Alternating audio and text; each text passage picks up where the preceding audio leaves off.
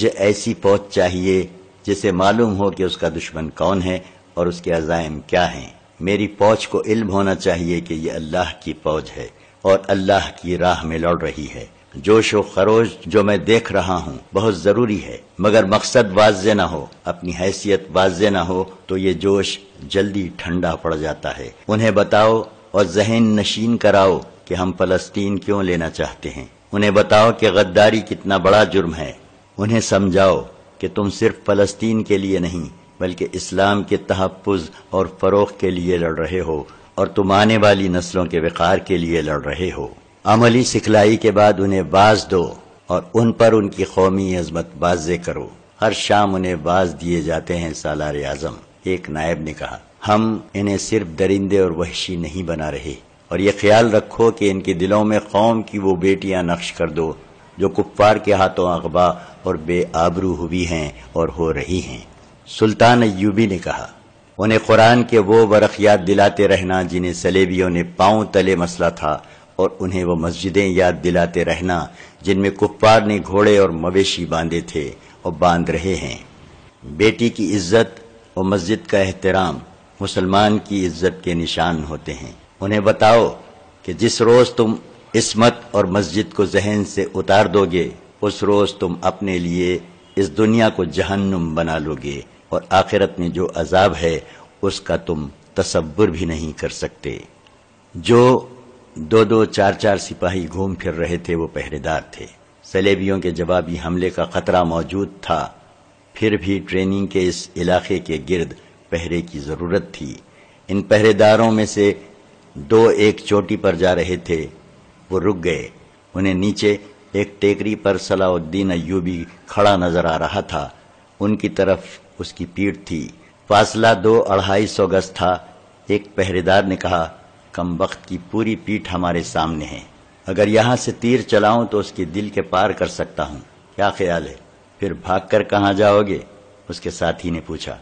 ہاں، دوسرے نے کہا، تم ٹھیک کہتے ہو، اگر یہ لوگ ہمیں پکڑ کر جان سے مار ڈالیں تو کوئی بات نہیں، وہ زندہ پکڑ کر ایسے شکنجے میں جکڑیں گے کہ ہمیں اپنے تمام ساتھیوں کے نام بتانے پڑیں گے، یہ کام اس کے محافظوں کو کرنے دو۔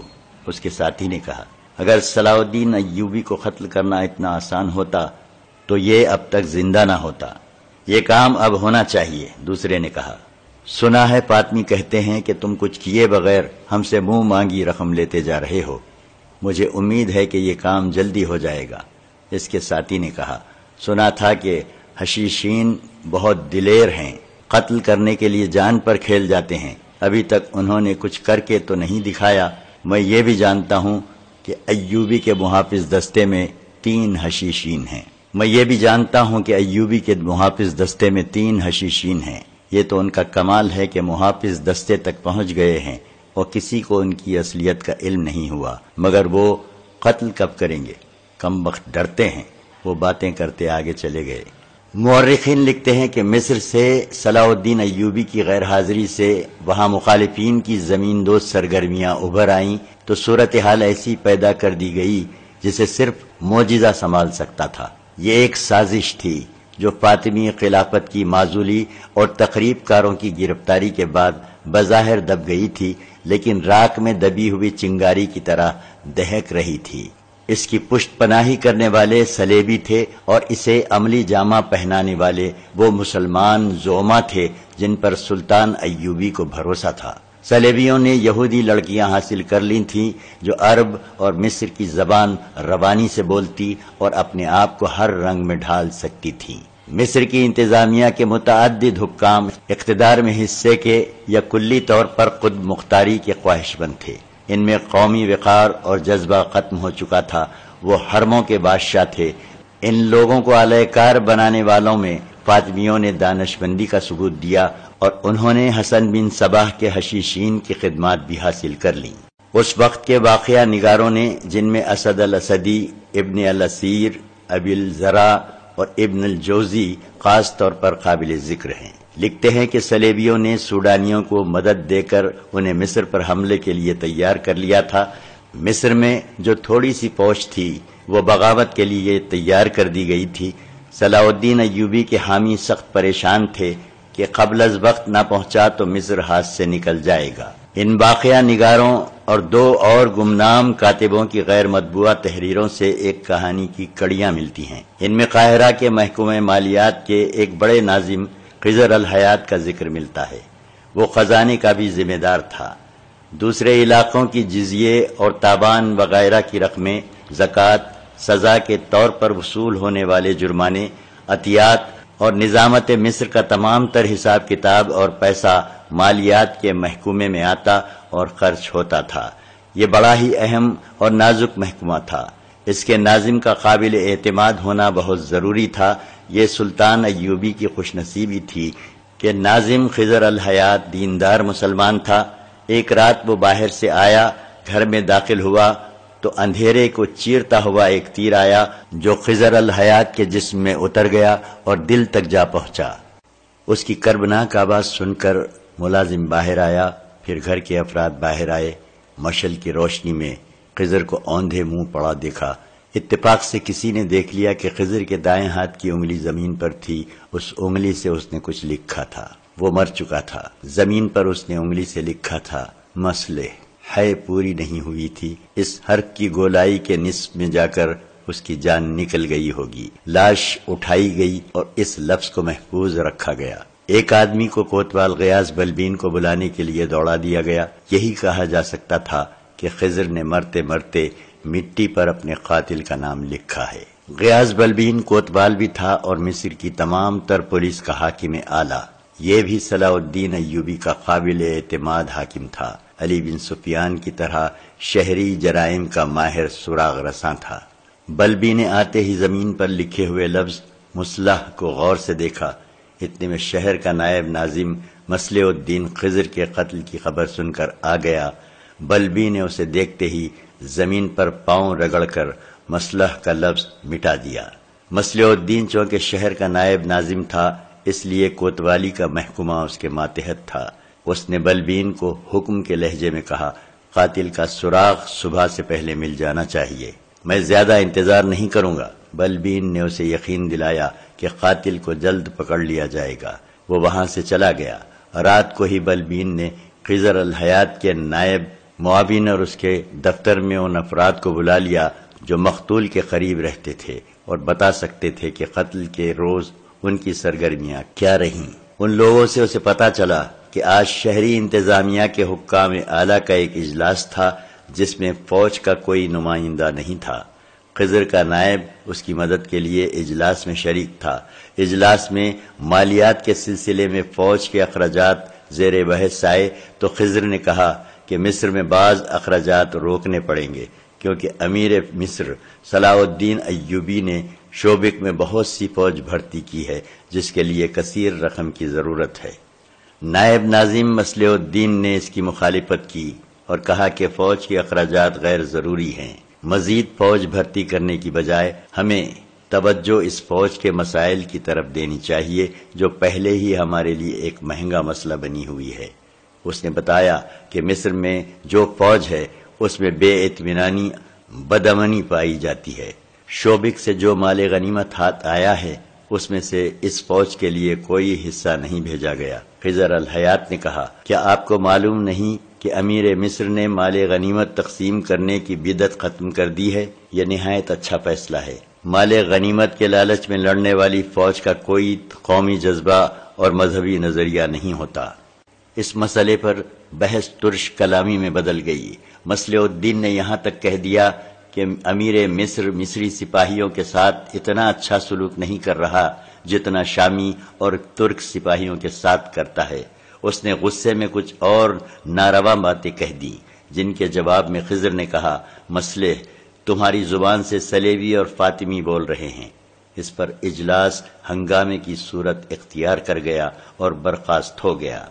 خضر الحیات کے معاون اور نائب نے بتایا کہ اجلاس کے بعد مصلح الدین خضر الحیات کے دفتر میں آیا۔ وہاں پھر ان میں گرما گرمی ہوئی۔ مصلح الدین خضر کو اس پر قائل کرنے کی کوشش کر رہا تھا کہ مصری فوج مطمئن نہیں۔ اس نے پھر وہی باتیں دہرائیں جو اس نے اجلاس میں کہی تھیں۔ خضر الحیات نے کہا، اگر ایسا ہی ہے تو میں یہ مسئلہ تمہاری طرف سے امیر مصر کے آگے رکھ دوں گا لیکن میں یہ ضرور لکھوں گا کہ تم نے اجلاس میں تمام شرکاء کو یہ باور کرانے کی کوشش کی تھی کہ امیر مصر فوج میں امتیازی سلوک کر رہا ہے، اور میں یہ بھی لکھوں گا کہ تم نے ہمیں یہ یقین دلانے کی بھی کوشش کی کہ صلاح الدین ایوبی نے شوبک کا مال غنیمت شامیوں اور ترکیوں میں تقسیم کر دیا ہے، اور میں یہ رائے ضرور دوں گا کہ تم نے جو الزامات عائد کیے ہیں انہیں سچ ثابت کرنے کی بھی کوشش کی ہے، اور فوج میں جو افواہیں دشمن پھیلا رہا ہے اس کے متعلق تم نے کہا ہے کہ یہ افواہیں نہیں بلکہ سچ ہے۔ خضر الحیات کے نائب نے بیان دیا کہ مصلح الدین جب خضر کے کمرے سے نکلا تو اس کے منہ سے یہ الفاظ سنے گئے تھے، اگر تم زندہ رہے تو سب کچھ لکھ کر صلاح الدین ایوبی کے آگے رکھ دینا۔ غیاث بلبی نے فوری طور پر مصلح الدین سے کچھ پوچھنا مناسب نہ سمجھا، ایک تو اس کی حیثیت بہت اونچی تھی، اور دوسرے یہ کہ بلبی اس کے خلاف مزید شہادت جمع کرنا چاہتا تھا۔ اسے ڈر یہ تھا کہ اگر اس نے مصلح الدین پر بغیر ٹھوس شہادت کے ہاتھ ڈالا تو یہ اقدام اس کے اپنے لیے مصیبت بن جائے گا۔ اگر صلاح الدین ایوبی قاہرہ میں موجود ہوتا تو بلبی اس کی پشپناہی حاصل کر لیتا۔ وہ اتنا سمجھ گیا تھا کہ یہ قتل ذاتی رنجش کا نتیجہ نہیں۔ خضر الحیات ذاتی رنجش رکھنے والا حاکم نہیں تھا، اور رات کو اس نے چند ایک لوگوں کے دروازے کھٹکھٹائے اور تفتیش میں لگا رہا، اپنے خفیہ آدمیوں کو بھی سرگرم کر دیا، لیکن اسے کوئی کامیابی نہ ہوئی۔ بعد کی شہادتوں اور واقعات سے جو واردات سامنے آئی وہ کچھ اس طرح بنتی ہے کہ قتل کی رات سے اگلی رات مصلح الدین اپنے گھر گیا تو پہلے بیوی نے اسے کمرے میں بلایا۔ اس نے 20 اشرفیاں مصلح الدین کے آگے کرتے ہوئے کہا، خضر الحیات کا قاتل یہ 20 اشرفیاں واپس کر گیا ہے اور کہہ گیا ہے کہ تم نے 50 اشرفیاں اور سونے کے 2 ٹکڑے کہے تھے۔ میں نے تمہارا کام کر دیا تو تم نے صرف 20 اشرفیاں بھیجی ہیں، یہ میں تمہاری بیوی کو واپس دے چلا ہوں۔ تم نے مجھے دھوکہ دیا ہے، اب 100 اشرفیاں اور سونے کے 2 ٹکڑے لوں گا۔ اگر 2 دن تک مال نہ پہنچایا تو ویسا ہی تیر جو خضر کے دل میں اترا ہے تمہارے بھی دل میں اتر جائے گا۔ مصلح الدین کا رنگ اڑ گیا، سنبھل کر بولا، تم کیا کہہ رہی ہو؟ کون تھا وہ؟ میں نے کسی کو خضر الحیات کے قتل کے لیے یہ رقم نہیں دی تھی۔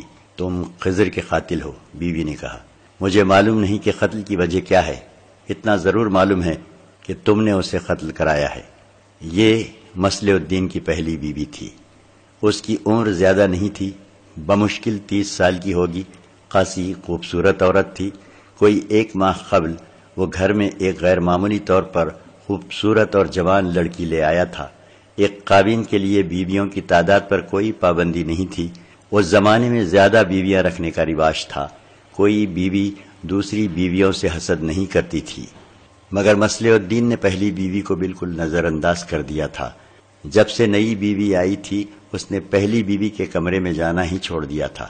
بیوی نے اسے کئی بار بلایا تو بھی وہ نہ گیا۔ بیوی کے اندر انتقامی جذبہ پیدا ہو گیا تھا۔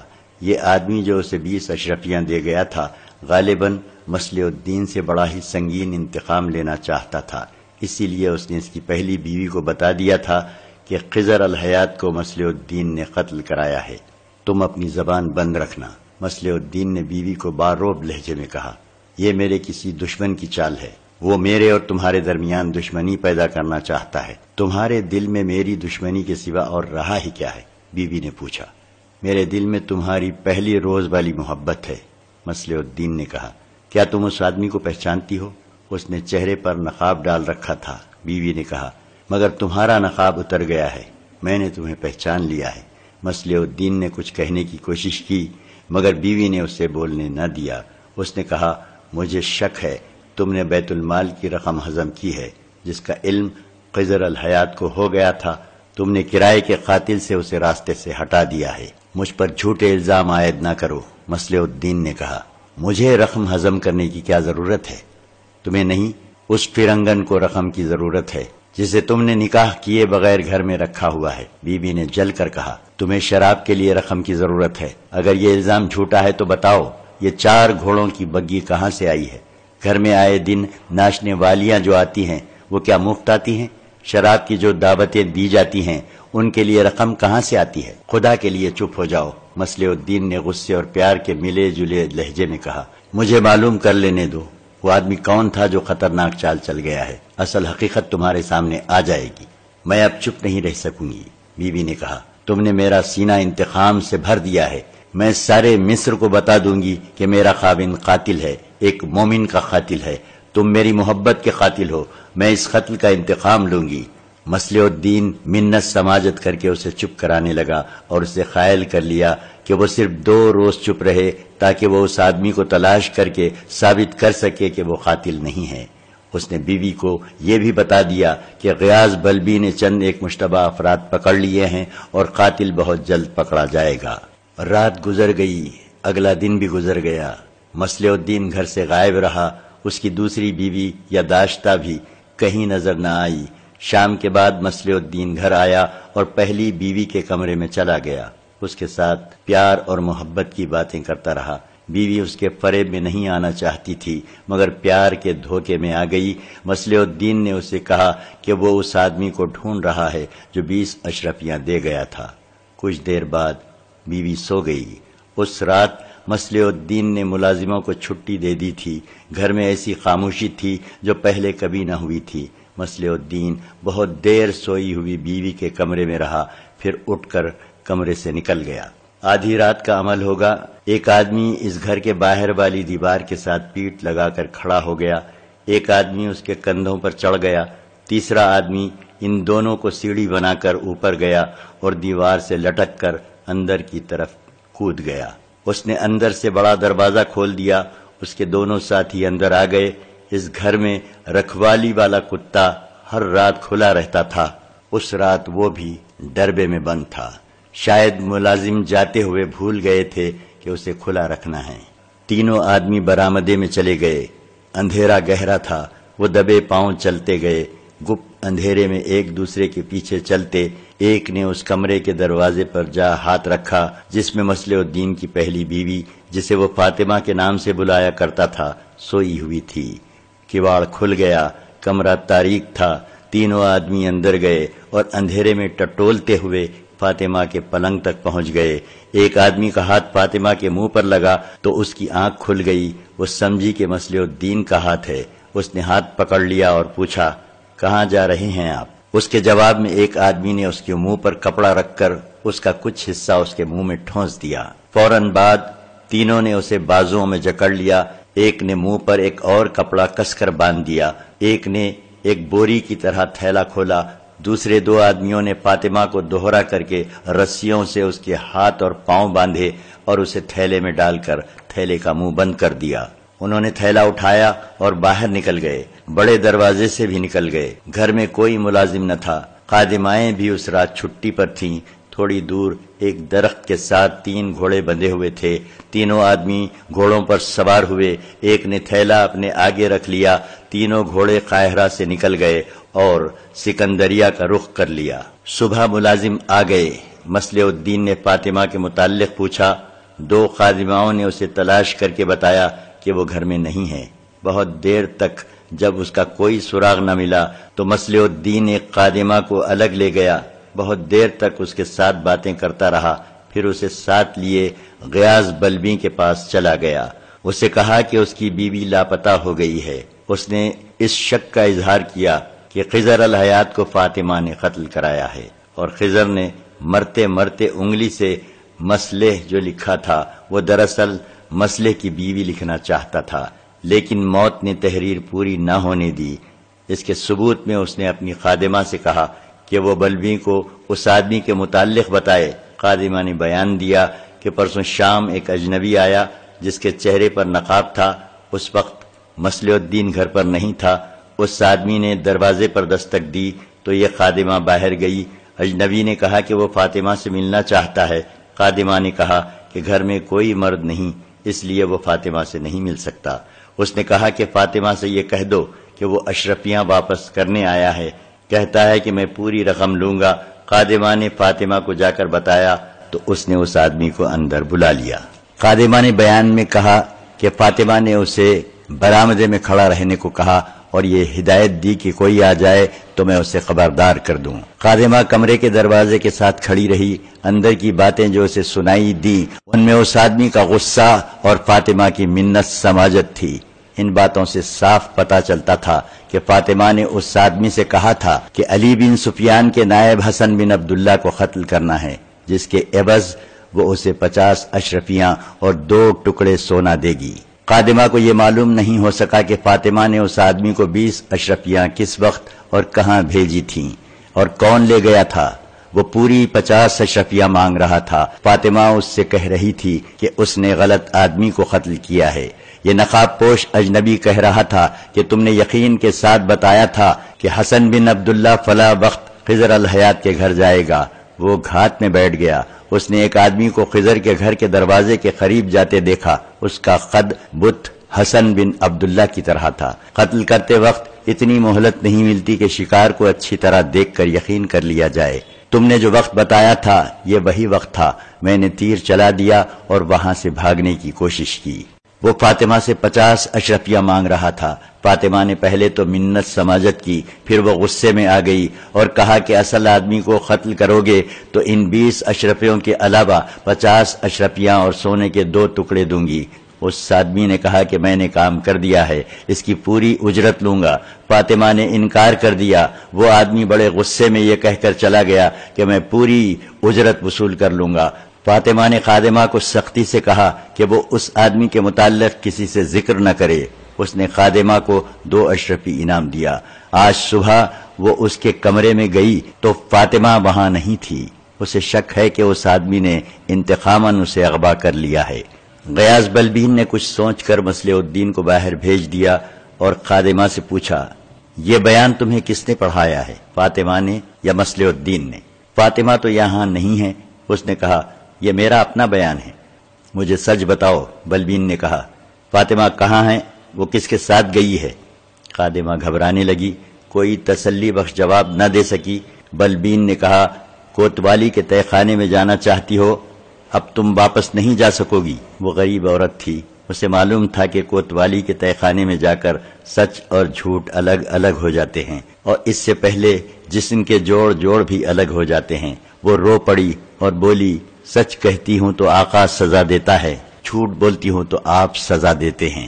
بلبین نے اس کی حوصلہ افزائی کی اور اسے تحفظ کا یقین دلایا۔ خادمہ نے کہا، میں نے قتل کے دوسرے روز صرف اتنا دیکھا تھا کہ ایک نقاب پوش آیا تھا۔ آقا مصلح الدین گھر نہیں تھے۔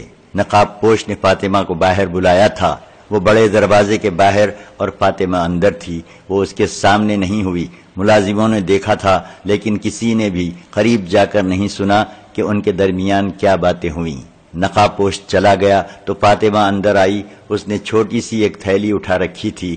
فاطمہ کا سر جھکا ہوا تھا۔ وہ کمرے میں چلی گئی تھی۔ دوسری شام مصلح الدین نے 4 ملازموں اور سائز کو رات بھر کی چھٹی دے دی تھی۔ 4 ملازموں میں 2 مرد اور 2 عورتیں ہیں۔ اس سے پہلے ملازموں کو کبھی رات بھر کے لیے چھٹی دی گئی ہے؟ بلبین نے پوچھا۔ کبھی نہیں، اس نے جواب دیا۔ کوئی ایک ملازم کبھی چھٹی لے لیتا ہے، سب کو کبھی چھٹی نہیں دی گئی۔ خادمہ نے سوچ کر کہا، عجیب بات یہ ہے کہ آقا نے کہا تھا کہ آج رات کتے کو بندھا رہنے دینا۔ اس سے پہلے رات کو کتا کھلا رکھا جاتا تھا۔ بڑا خونخوار کتا ہے، اجنبی کی بو پر چیرنے پھاڑنے کے لیے تیار ہو جاتا ہے۔ مصلح الدین کے تعلقات فاطمہ کے ساتھ کیسے تھے؟ غیاث بلبین نے پوچھا۔ بہت کھینچے ہوئے، خادمہ نے بتایا۔ آقا ایک بڑی خوبصورت اور جوان لڑکی لایا ہے جس نے آقا کو اپنا غلام بنا لیا ہے۔ فاطمہ کے ساتھ آقا کی بول چال بھی بند ہے۔ غیاث بلبین نے خادمہ کو الگ بٹھا کر مصلح الدین کو اندر بلایا اور باہر نکل گیا۔ واپس آیا تو اس کے ساتھ 2 سپاہی تھے۔ انہوں نے مصلح الدین کو دائیں اور بائیں بازوؤں سے پکڑ لیا اور باہر لے جانے لگے۔ مصلح الدین نے بہت احتجاج کیا۔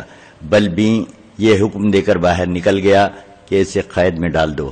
اس نے دوسرا حکم یہ دیا کہ مصلح الدین کے گھر پر پہرا کھڑا کر دو، کسی کو باہر نہ جانے دو۔ اس وقت فاطمہ قاہرہ سے بہت دور شمال کی طرف ایک ایسی جگہ پہنچ چکی تھی جہاں ارد گرد اونچے ٹیلے، سبزہ اور پانی بھی تھا۔ یہ جگہ عام رہ گزر سے ہٹی ہوئی تھی۔ وہاں وہ سورج نکلنے کے وقت پہنچی تھی۔ گھوڑے رک گئے تھے۔ اسے تھیلے میں سے نکالا گیا اس کے منہ سے کپڑا ہٹا دیا گیا اور ہاتھ پاؤں بھی کھول دیے گئے۔ اس کے ہوش ٹھکانے نہیں تھے۔ وہ 3 نقاب پوشوں کے نرغے میں تھی۔ 3 گھوڑے کھڑے تھے۔ فاطمہ چیخنے چلانے لگی۔ نقاب پوشوں نے اسے پانی پلایا اور کچھ کھانے کو دیا۔ وہ ہاتھ نہیں آ رہی تھی۔ اس کے پیٹ میں پانی اور کھانا گیا اور تازہ ہوا لگی تو جسم میں طاقت آ گئی۔ وہ اچانک اٹھی اور دوڑ پڑی۔ تینوں بیٹھے دیکھتے رہے، کوئی بھی اس کے تعاقب میں نہ گیا۔ دور جا کر وہ ایک ٹیلے کے اونٹ میں چلی گئی تو ایک نقاب پوش گھوڑے پر سوار ہوا، ایڑی لگائی اور فاطمہ کو جا لیا۔ وہ دوڑ دوڑ کر تھک گئی تھی، لیٹ گئی۔ نقاب پوش نے اسے اٹھا کر گھوڑے پر ڈال لیا اور خود اس کے پیچھے سوار ہو کر واپس اپنے ساتھیوں کے پاس لے گیا۔ بھاگو، ایک نے اسے تحمل سے کہا۔ کہاں تک بھاگو گی؟ یہاں سے تو کوئی تنومند مرد بھی بھاگ کر قاہرہ نہیں پہنچ سکتا۔ فاطمہ روتی چیختی اور گالیاں دیتی تھی۔ ایک نقاب پوش نے اس سے کہا، اگر ہم تمہیں قاہرہ واپس لے چلیں تو بھی تمہارے لیے کوئی پناہ نہیں۔ تمہیں تمہارے خاوند نے ہمارے حوالے کیا ہے۔ یہ جھوٹ ہے، فاطمہ نے چلا کر کہا۔ یہ سچ ہے، اس نے کہا۔ ہم نے تمہیں اجرت کے طور پر لیا ہے۔ تم نے مجھے پہچانا نہیں۔ ہاتھ میں 20 اشرفیوں کی تھیلی دے کر آیا تھا۔ تم نے خاوند سے کہہ دیا کہ تم قاتل ہو، اور تم نے بیوقوفی یہ کی کہ اسے یہ بھی کہہ دیا کہ تم کوتوال کو بتا دو گی۔ وہ تم سے پہلے ہی تنگ آیا ہوا تھا۔ اس کی داشتہ نے اس کے دل پر اور اس کی عقل پر قبضہ کر لیا تھا۔ میں تمہیں یہ نہیں بتا سکتا کہ وہ لڑکی کون ہے اور کہاں سے آئی ہے اور کیا کرنے آئی ہے۔ دوسرے دن تمہارا خاوند ہمارے ٹھکانے پر آیا۔ ایسا بے ایمان آدمی ہے کہ اس نے ہمیں خضر الحیات کے قتل کے عوض 50 اشرفیاں اور سونے کے 2 ٹکڑے دینے کا وعدہ کیا تھا، مگر کام ہو گیا تو صرف 20 اشرفی بھیجی۔ میں نے تمہیں استعمال کیا اور یہ رقم تمہارے ہاتھ میں دے دی تاکہ تمہیں بھی یہ راز کا علم ہو جائے۔ ہمارا تیر نشانے پر بیٹھا۔ دوسرے دن وہ ہمارے ٹھکانے پر آیا اور 50 اشرفیاں دینے لگا۔ سونے کے ٹکڑے پھر ہضم کر رہا تھا۔ میرے ان ساتھیوں نے کہا کہ اب ہم بہت زیادہ اجرت لیں گے، اگر وہ نہیں دے گا تو ہم کسی نہ کسی طرح کوتوال تک قبر پہنچا دیں گے۔ اس سے اب خطرہ یہ نظر آ رہا تھا کہ تمہیں یہی پتہ چل گیا تھا کہ قاتل وہی ہے۔ اس کا علاج اس نے یہ سوچا کہ ہمیں کہا کہ تم میری بیوی کو اٹھا لے جاؤ، میں تمہارے لیے راستہ صاف کر دوں گا۔ ہم جان گئے کہ وہ اپنی داشتہ کے زیر اثر تم سے جان چھڑانا چاہتا ہے، اور اب وہ اس لیے تمہیں غائب کرنا چاہتا تھا کہ تم اس کے جرم کی گواہ بن گئی ہو اور اسے کہہ بھی چکی ہو کہ تم کوتوال کو خبر کر دو گی۔ فاطمہ کے آنسو خشک ہو چکے تھے۔ وہ حیرت زدہ ہو کر ان تینوں کو باری باری دیکھتی تھی۔ ان کی صرف آنکھیں نظر آتی تھیں۔ یہ آنکھیں ڈراؤنی اور خوفناک تھیں۔ ان کی زبان میں مٹھاس اور اپنائیت کی جھلک ضرور تھی۔ انہوں نے اسے دھمکی نہیں دی بلکہ سمجھانے کی کوشش کر رہے تھے کہ اس کا تڑپنا، رونا اور بھاگنا بیکار ہے۔ میں نے تمہیں دیکھا تھا، نقاب پوش نے اس سے کہا۔ جب مصلح الدین نے کہا کہ میری بیوی کو اجرت کے طور پر اٹھا لے جاؤ تو میں نے سکندریہ کی منڈی کے بھاؤ سے تمہاری قیمت کا اندازہ کیا۔ تم ابھی جوان ہو اور تم حسین بھی ہو، تم بڑے اچھے داموں میں بک سکتی ہو۔ ہم مان گئے۔ اگر تمہارا خاوند ہمیں اتنی زیادہ اجرت نہ دیتا تو ہم نے اسے بتا دیا تھا کہ اسے زندہ نہیں رہنے دیا جائے گا اور اس کی داشتہ کو اغوا کر لیا جائے گا۔ اس نے ہمیں بتایا کہ آج رات اس کے گھر میں کوئی ملازم نہیں ہوگا، کتا بھی بندھا ہوگا، البتہ بڑا دروازہ اندر سے بند ہوگا تاکہ تم دیکھ لو تو شک نہ کرو۔ ہم تینوں نے ایک دوسرے کے اوپر کھڑے ہو کر تمہارے گھر کی دیوار پھلانگی۔ ہم نے ہاتھوں میں خنجر لے رکھے تھے اور ہم سنبھل کر چل رہے تھے کیونکہ ہمیں تمہارے خاوند پر بھروسہ نہیں تھا، وہ ہمیں مروا سکتا تھا، لیکن ایسا نہ ہوا۔ ہمارے لیے راستہ واقعی صاف تھا، تمہیں اٹھایا اور لے آئے۔ اس نے یہ کہانی تمہیں اس لیے سنائی ہے کہ تم اپنے خاوند کے گھر کو دل سے نکال دو۔ دوسرے نقاب پوش نے کہا، ہم تمہیں یہ بھی بتائے دیتے ہیں کہ ہم 3 آدمی اکیلی عورت کی مجبوری سے فائدہ نہیں اٹھائیں گے۔ ہم بیوپاری ہیں، کرائے کا قتل اور اغوا ہمارا پیشہ ہے۔ ہم تمہارے جسم کے ساتھ کھیل کر خوش ہونے والے نہیں۔ 3 مرد ایک عورت کو اغوا اور مجبور کر کے تفریح کریں تو یہ کوئی فخر والی بات نہیں۔ تم مجھے سکندر کے بازار میں بیچو گے؟ فاطمہ نے بے بسی کے لہجے میں پوچھا۔ میری قسمت میں اب عصمت پروشی لکھی ہے؟ نہیں، ایک نقاب پوش نے جواب دیا۔ عصمت پروشی کے لیے جنگلی اور صحرائی لڑکیاں خریدی جاتی ہیں۔ تم حرم کی چیز ہو، کسی باعزت امیر کے پاس جاؤ گی، ہمیں بھی تو اچھی قیمت چاہیے، ہم تمہیں مٹی میں نہیں پھینکیں گے، تم اب رونا اور غم کرنا چھوڑ دو تاکہ تمہارے چہرے کی دلکشی اور رونق قائم رہے، ورنہ تم عصمت پروشی کے قابل رہ جاؤ گی، تھوڑی دیر کے لیے سو جاؤ۔ یہ دیکھ کر کہ ان لوگوں نے اس کے ساتھ کوئی بےہودہ حرکت نہیں کی، دست درازی نہیں کی، فاطمہ کو کچھ سکون سا محسوس ہوا۔ رات بھر وہ اذیت میں ہی رہی تھی، تھیلے میں دوہری کر کے اسے بند کیا گیا تھا، جسم درد کر رہا تھا، وہ لیٹی اور اس کی آنکھ لگ گئی۔ تھوڑی ہی دیر بعد اس کی آنکھ کھل گئی، اس کا دل خوف اور گھبراہٹ کی گرفت میں تھا، اس صورتحال کو وہ قبول نہیں کر سکتی تھی۔ اس نے دیکھا کہ تینوں نقاب پوش سوئے ہوئے ہیں، وہ بھی رات بھر کے جاگے ہوئے تھے۔ فاطمہ نے پہلے تو یہ سوچا کہ کسی ایک کا خنجر نکال کر تینوں کو قتل کر دے، لیکن اتنی جرأت نہ کر سکی۔